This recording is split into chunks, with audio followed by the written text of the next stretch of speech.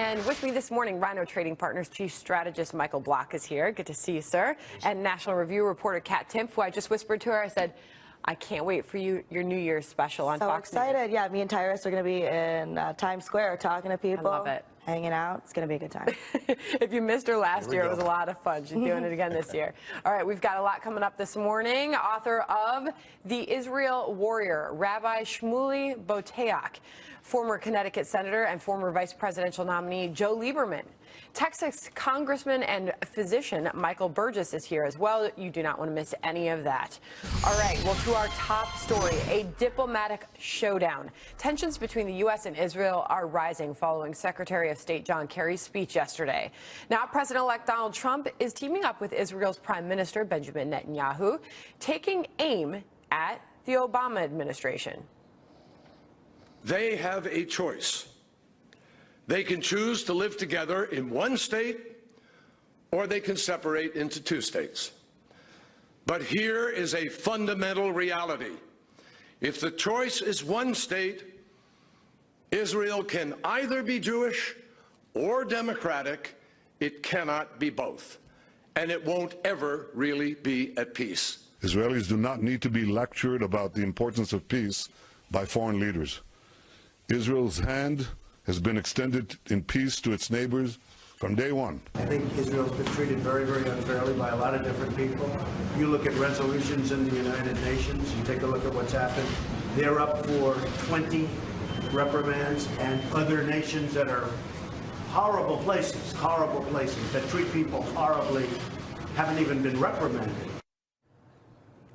This speech, a 72-minute speech, by the way, coming nearly a week after the U.S. allowed the UN resolution to pass, which criticized Israel settlements in the West Bank and East Jerusalem.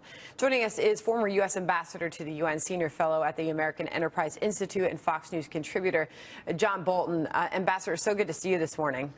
Glad to be with you. All right, so that speech, it was lengthy, it was wide-ranging, and it is causing a lot of reaction both last night and still this morning. What were your thoughts on it?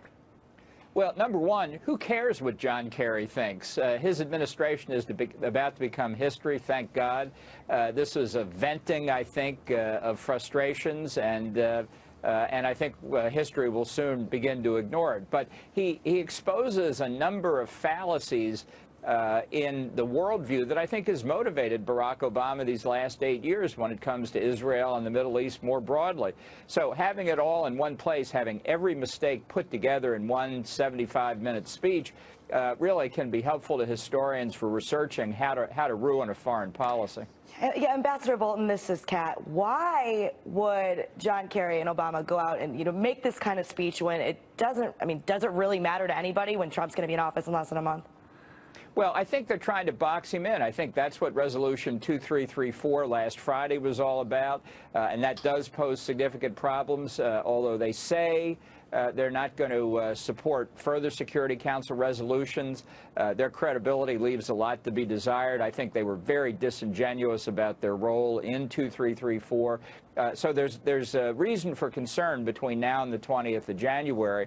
And I think also it's a measure of the kind of harassment we're going to see from Barack Obama when he leaves office on the 20th of January. He's going to leave, but he's not going to go away. Fair point. Everybody is wondering how much we will hear from him after his terms are over.